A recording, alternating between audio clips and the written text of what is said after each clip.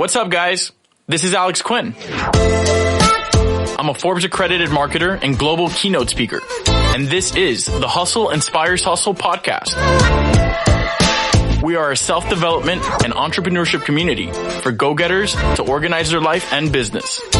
Get ready to gain knowledge from top-level entrepreneurs and world-class business leaders and be one step closer to becoming the ultimate entrepreneur.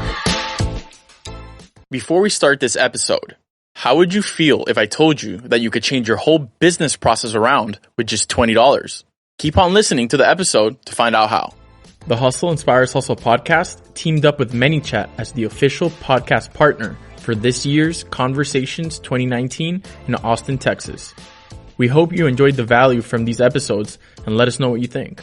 What is up, guys? This is Alex Quin, and you're listening to the Hustle Inspires Hustle podcast. Today, we are in Austin, Texas at the ManyChat Conversations 2019 conference, and I'm very, very excited to have some really cool guests like Elaine today. Elaine, how you doing? Great, Alex. Great to be here. It's great to talk to you right now. We've been talking for a few minutes, getting to know each other. And I was very excited to speak to you, mainly because of the reason that we're here for ManyChat. And it's for conversating with customers, growing your audience, and making that connection. And what better way to make that connection than to have great copy, than to have great copy skills. And it's something that my young audience, my entrepreneurs who are listening to this really, really need to know about. So why don't you tell us a little bit about what you do and the importance of copy?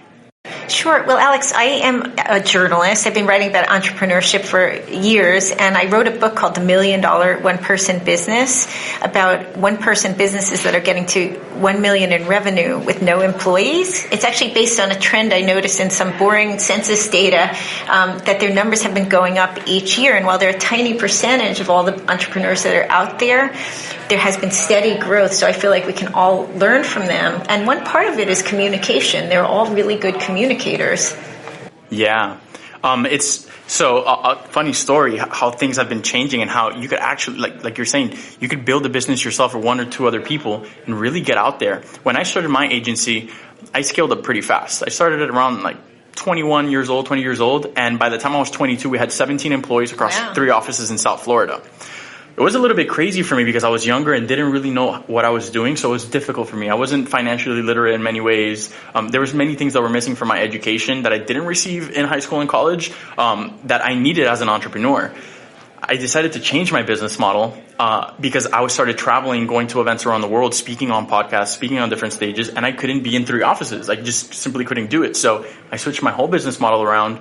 I pretty much switched all my clients around and went from 17 people to 3 people. 3 people running the business. Over the last probably year and a half, we scaled back to 11, but it's people all over the world. We're all over the world being able to work from wherever we are. And I noticed that the efficiency is way better. People like working in their own environment way better than coming into an office and warming seats. And it was very, very big for me because I was able to scale tenfold and become more popular in my space as I did it. Rather than being in my office 18 hours a day, I could be here with you in Austin, Texas, while my team around the world is operating. So that's really, really cool. It's all about efficiency. Yeah. It's not about occupying an office or having a giant team. It's about having the right people who feel good. Like what you're talking about, no one feels good sitting in an office, right? It's unhealthy. It's not natural for us. So if you're working at home, you could go out for a run at lunchtime or go see some friends or do something after work, which is very hard to do when you have a corporate job. So you probably were getting more out of eeach person because they were feeling great, like they loved their life, and then they perform better. Yeah, and what I noticed in my short, I'm 25, I have a lot to learn, but what I noticed is a lot of it is ego. Okay, so at least from my perspective, I wanted the most employees, the biggest office, and I was trying to scale my business thinking the wrong way. So I wanted to be the biggest office, the biggest guy with the most employees, but why?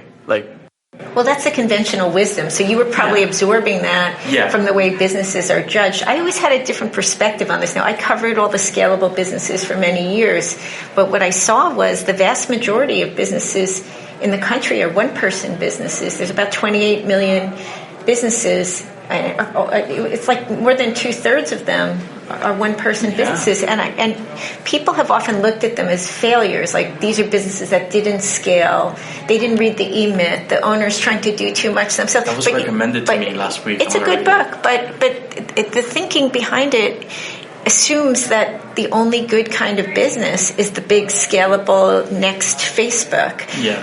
What I realized was people actually like these one-person businesses, but their pain point is some of the stuff you're talking about. There's no one who teaches you how to run it.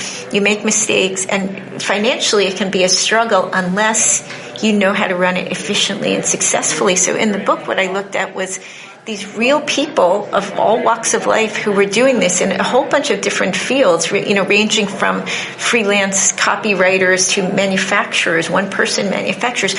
What were they doing differently from all the people that are struggling? And we've all been there in a one-person business where you're really struggling and you have no one to turn to. But they got past that. It's lonely, but there's a way out of it. And I think what you did, you sought community, right? You went to events, you were around other people, you connected with all the other people, and you learned from them.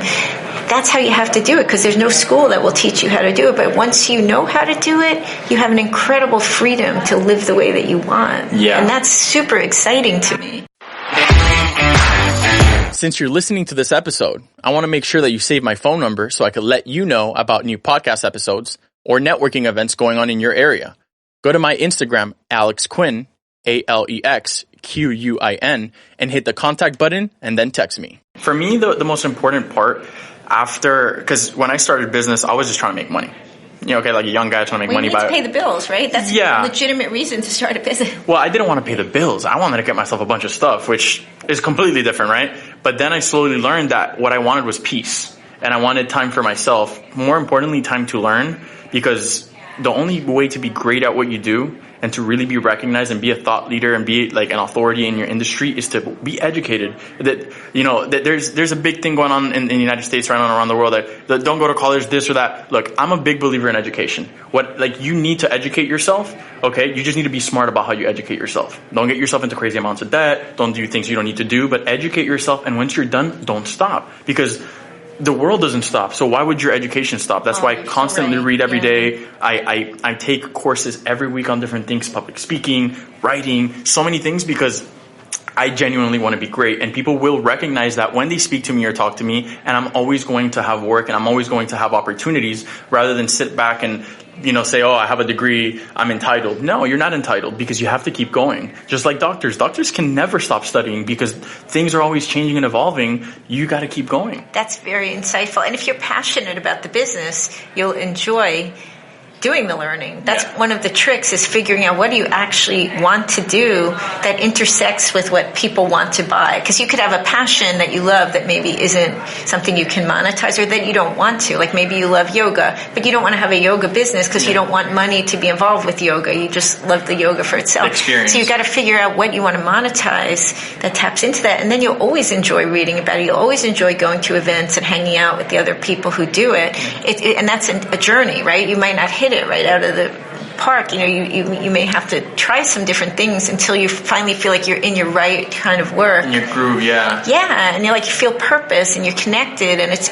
I look at it as almost like a practice. I do Taekwondo. Okay. You have a martial art, it's kind of a practice, right? You're always refining and trying to get better. Yoga is similar to that. I also do yoga. Where you don't learn it all at once. All my friends tell me it's too. Awesome. I love hot yoga, actually. Hot yoga it's so intense. I was in a class the other day, and there was a guy who had to be about 24, and he's like, man, this was the hardest exercise class I've ever taken. I heard so. And it's really, but it's like you can't think about anything else when you're in there. You really can. I've never been a good meditator. I always wanted to meditate. Ask about that. I don't meditate. I try, but then I get distracted. But yoga is meditative, and if you take a hard class, you just get into it so much. Like the heat is so hot in there that and the discipline too. Yeah, you can't even think about it. You can't think about your lists that you're going to do when you get out of the class. You just try to do the next pose. And I think finding something like that is good for clearing the decks in your mind so that you can have fresh thinking about your business. Especially as an entrepreneur, because you could get you could get so much clutter in your head with so many things that you want to do that sometimes all you really need, instead of doing more, is to do less. Stop for a second, give yourself a break, and approach the next situation or the next decision with a clear mind, because you're going to probably be able to make better decisions. Because when you make decisions, when you're foggy, flustered, frustrated, sometimes those are not the best decisions that we make. Also, when we make decisions when we're too excited, right? It's good to make decisions with a clear, cool mind. And things like yoga, things like meditation, things like taekwondo, martial arts, these things help you to clear your mind with discipline for yourself, for your daily life. I'm going to tell you something. I've traveled the world during the last 2 years, and 9 out of 10 successful people that I've ever met in all of these things do yoga. That's really interesting. I find there are a lot of meditators. That's why I want to do it. And I try, but I could do it for about 1 minute. So I figure it's kind of a journey, though. Like if I can get past the minute, then maybe I could get to 2 minutes. Anything that gets you away from the laptop, because that's the other thing. I feel like digital is such a big tool for so many of our businesses, and we wouldn't be where we are without it. But at the same time, you can't be in front of the laptop all the time working on the business, or you will not be creative. Your ideas will get stale. You got to go out and see the world. Yeah, you've got to be around people too. I mean, business is about people ultimately, right? It's about connecting with people, whether you connect with them by speaking, through your copywriting, just meeting them at a networking event. Like, ultimately, why are you having a business, right? It's always about people. That's the bottom line. Let's take a quick break. I want to tell you about a new way I run my business. So did you know that I was able to increase my workload and close more leads by automating my client onboarding operation over the last few months? I removed the friction points in my communication process so clients are able to approve, sign, and pay all in one go. This was all thanks to HoneyBook. HoneyBook is a client management software that helps businesses like yours manage and automate projects. Now, from the moment your clients are ready to say yes, they'll automatically receive the proposal, contract, and payment all in one email. So you're able to focus on getting more clients, less friction, and more deals. Thanks to HoneyBook, all Hustle Inspires Hustle listeners get 50% off when you go to honeybook.com and use promo code ALEX, ALEX. Now, let's jump back into the episode. I've been recommended, specifically what you're discussing right now about being in front of the computer, and I'm actually going to start implementing that this week, is wearing blue blockers. While you're using mobile devices. For the blue light, that definitely doesn't help, especially at night. It messes up your sleeping patterns. So that's something that I'm going to get into, especially because, at least for me, my mornings consist of writing. I'm writing in my book. I'm writing for my blog. I'm writing for other press outlets like the Forbes Councils and other stuff that I try to stay engaged in when I have time, because I obviously have to run my business. But that's something those are little habits you start picking up, and different things you start doing to shape yourself into the best person that you could be within what you do. With that being said, why don't we talk to the audience a little bit about your experience, some of the platforms and businesses that you work with, and what you do in general. Sure. Well, I started out as a staff writer and reporter and editor in journalism. I kind of evolved into a business reporter.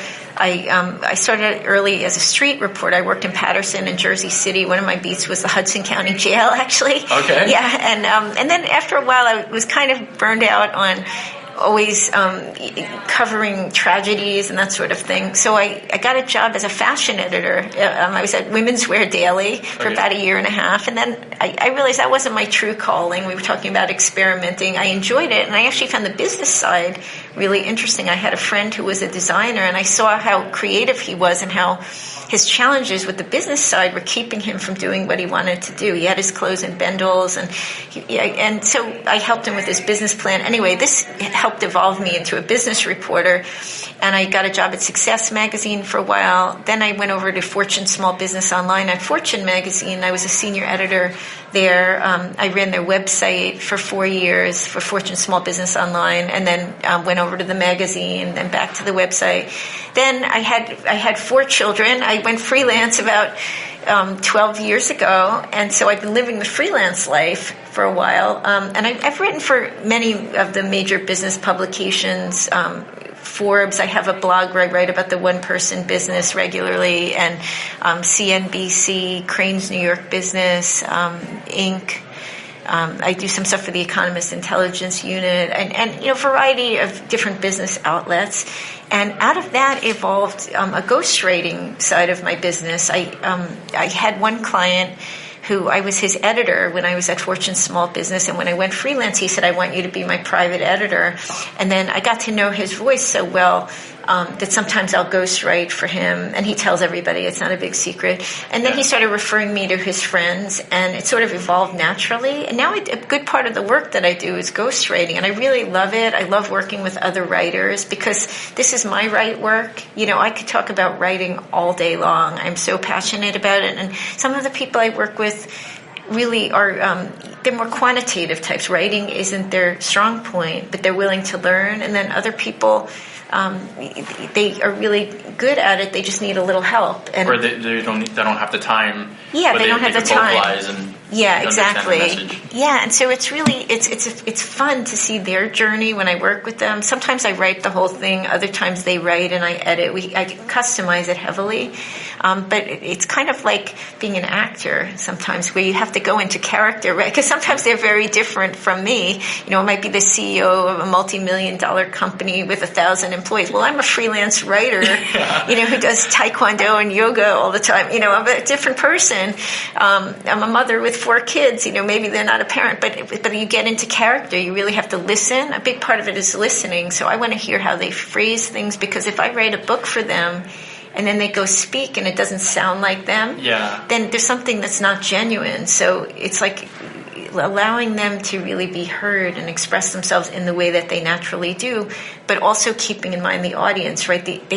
Maybe the way they express things might be too high level for an audience that's less familiar with the subject. So maybe we need to just explain things more. And maybe they wouldn't naturally explain it, but I'm a neutral third party saying, hey, wait a minute, I don't really understand that M&A transaction. Like, let's explain it to me like I'm a complete idiot. Not that the audience is an idiot, but if you use it that way, then they break it down. And then I'm like, okay, well, then we'll take it back up to the sophistication level of your voice, but we just need to have all these missing steps to it that people don't understand. And it's a really fun process. I really get to know the clients well, and I consider all of them dear friends. And it brings a lot of meaning to my life to help people be heard when they might not otherwise write a book that the world really needs. So it's a lot of fun. That's great. Now, where can people find you? Like, what are your most active platforms that you socially interact with people, or blogs or columns that you're writing on that people could read and find you on upon hearing this podcast? They can LinkedIn. I'm very active on. I'm on Twitter and Facebook as well. Under my full name, Elaine Pofeldt. It's P as in Peter, O, F as in Frank, E, L as in Larry, D as in David, T as in Tom. That's a mouthful. Check the show notes. And I'm under my full name on all the platforms, and I'm under the $1 Million One Person Business on Instagram, and they can reach me on my website under my name or under the $1 Million One Person Business, all spelled out in words. I do write back. People are always surprised. I love hearing from people because it makes me a better journalist and writer to know what questions they have. Are there gaps in what I wrote where they would like fill-ins? Because then that makes me more attentive to those things going forward. So please do write to me. Let me know what's going on with your business. I really enjoy hearing from people. Well, Elaine, it's been an absolute pleasure to speak to you, get to know you. I'm excited to see you on stage. I know you're going to be speaking soon. There's a few thousand people in there, so it's very, very exciting to see you do that. Thank you so much for being on. Oh, thank I appreciate you so much. I'm really looking forward to the presentation. Thank you. Alrighty, bye-bye. Bye-bye. Guys, remember to take time out of your day to study and learn new things.